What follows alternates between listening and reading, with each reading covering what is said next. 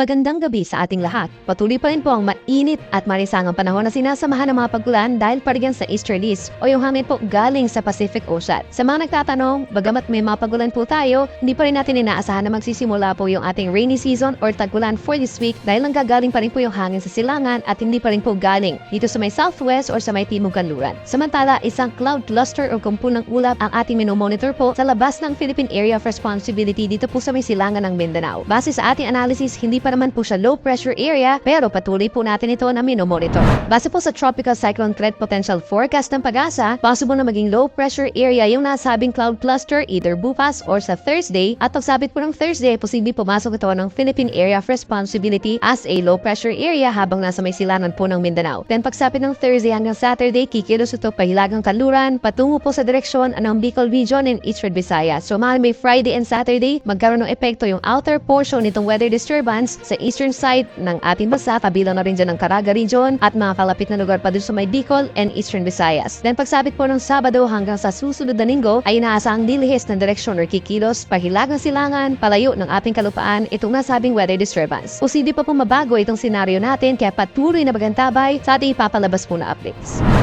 Samantala bukas May 22, araw po ng Wednesday, asahan pa rin sa malaking bahagi ng Luzon ang mainit na panahon na sinasamahan pa rin ng mga pagkulan or pagkit at pagkulog dulot ng easterlies. Malaking bahagi ng Luzon, bahagyang maulap at minsan maaraw naman, lalo sa may central and southern portions of Luzon. Pati pagsapit po ng tanghali hanggang sa hapon na ay madalas magiging maulap at mataas ang tsansa ng mga saglit na pagkulan dito sa may Metro Manila, bahagi pa ng Central Luzon, Calabarzon, Bicol Region and Mimaropa, habang mataas ang tsansa ng mga pagkidlat pagkulog or thunderstorms dito po sa may Ilocos Region, Cordillera Region at ilang pambahagi ng Cagayan at Isabela. Yung ating air temperature dito sa Metro Manila, posible pa rin umangat sa 35 degrees Celsius, mainit po yan. Ganyan din sa may Tuguegarao City, habang posible mas mainit pa sa ilang bahagi po ng Central Luzon, kabilang ng Tarlac, Nueva Ecija, and Zambales. Pagsapit naman po sa may Baguio City, may kalamigan pa rin from 18 to 24 degrees Celsius, pero yung ating heat index o yung mararamdamang init ng ating katawan by tomorrow, malaking bahagi pa rin po ng Luzon ang posibleng makaranas ng dangerous levels or 42 degrees or higher. Even sa Metro Manila, possible po hanggang 44 degrees Celsius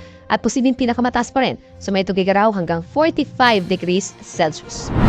Sa ating mga kababayan po sa Palawan at malaking bahagi ng Visayas, mananatiling fair weather conditions sa umaga yung panahon. So ibig sabihin po madalas maaraw, minsan partly cloudy skies, and then pagsapit ng tanghali nandyan pa rin po yung mainit at maaninsangan na panahon hanggang 33 degrees Celsius dito sa may parteng Metro Cebu at ilang pambahagi po ng Palawan. Habang pagsapit po ng hapon hanggang sa gabi malaking bahagi na ng Visayas, lalo na ang western and central portions, nagkakaroon po ng mga pulupulong ulat or mga saglit na pagkilap pagkulog na nagtatagal lamang ng 1 hanggang 2 oras. At meron pa rin mga lugar na posibleng makaranas ng dangerous levels of heat index bago magkaroon ng thunderstorm. Kabilang na dyan ang Rojas Capiz at G1 Eastern Samar. Sa ating mga kababayan po dito sa Mindanao, malaking bahagi pa rin ito makakaranas ng maulap na kalangitan sa umaga pa lamang. Kabilang na dyan ang palibot ng Boro Gulf, itong Bangsamoro Region, Zamboanga Peninsula and Stocsabjen, habang partly cloudy skies naman over the rest of Mindanao sa umaga. Then pagsapit ng hapon hanggang sa gabi, malaking bahagi ng Mindanao magkakaroon ng maulap na kalangitan na sinasamahan ng mga pag-ulan at mga pagkit at pagkulog na hindi naman po tuloy-tuloy, lalo pa rin dito sa may patipong Stocsabjen, Bangsamoro and Zamboanga Peninsula. Temperature natin sa Metro Davao hanggang 33 degrees Celsius air temperature po yan, habang meron pa rin mga matataas na heat indices na sa 42 degrees or higher sa mga syudad, gagaya ng Zamboanga, Butuan, Cotabato and Jensan. Kaya sa ating mga kababayan po sa malaking bahagi pa rin ng bansa, uminom po ng maraming tubig at magdala ng payong hindi lang pananggalang sa init, kundi maging sa ulan. Ngayon naman po hanggang sa susunod na 2 araw, wala pa yung inaasahang gale warning or pagtaas ng mga delikadong alon. Mananatili pa rin po walang sea travel suspensions, banayad hanggang katamtaman ng mga pag-alon, lalo na sa may western side, itong West Philippine Sea, Sulu Sea, and di pa sa may Moro Gulf, habang sa may Pacific Ocean at sa may extreme northern Luzon, possible yung hanggang 2 metrong taas sa mga pag-alon, lalo na kapag merong mga thunderstorms.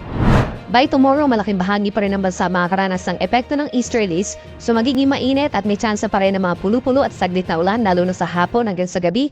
Pagsapit ng Friday, tulad ng nabanggit ko kanina, lalapit sa may area po ng Caraga Region and Eastern Visayas yung weather disturbance na possible nga maging low pressure area at hindi rin natin nini-discount na maging isang mahinang bagyo.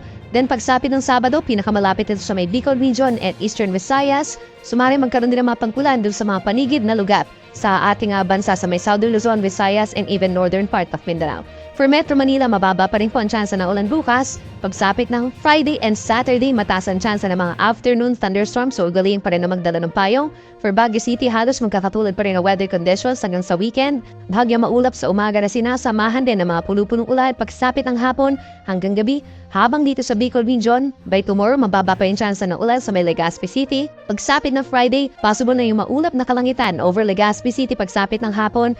Ngayon din ang maulang panahon pa sa may Catanduanes, Sorsogon, and Masbate at maaari magpatuloy ang maulang panahon sa malaking bahagi ng Bicol pagsapit ng Sabado kaya magdala po ng payo. Sa ating mga kababayan po sa Visayas, malaking bahagi na nito magkakaroon ng mga pagulan Friday and possibly hanggang sa weekend po, lalo ng eastern and central portions. By tomorrow, dahil sa easterlies, nandiyan pa rin yung mainit at maanisang ang panahon na sinasamahan ng saglit na ulan. Pero pagsapit ng Friday and Saturday, mas dadalas na yung mga pagulan kaya mag-ingat na rin po sa mga posibleng pagbaha at pagguho ng lupa lalo sa may eastern Visayas and central portion of Visayas. At panguli sa ating mga kababayan dito sa Mindanao, maaaring maapektuhan po tayo ng trough or outer portion nitong weather disturbance. Pagsapit pa rin ng Friday hanggang sa Sabado, but we are talking of Caraga region at mga kalapit na lugar sa may northern Mindanao, itong Misamis Oriental plus sa Bukidnon at sa may Davao region, yung northern portion, Davao Oriental, Davao de Oro at itong Davao del Norte. Makakaranas sa mga kalat-kalat na ulan doon sa mga nabanggit natin na lugar at sa ilang bahagi pa ng Mindanao from Thursday hanggang Saturday, particular dito cloudy skies sa may chance rin na mapulupunong ulan.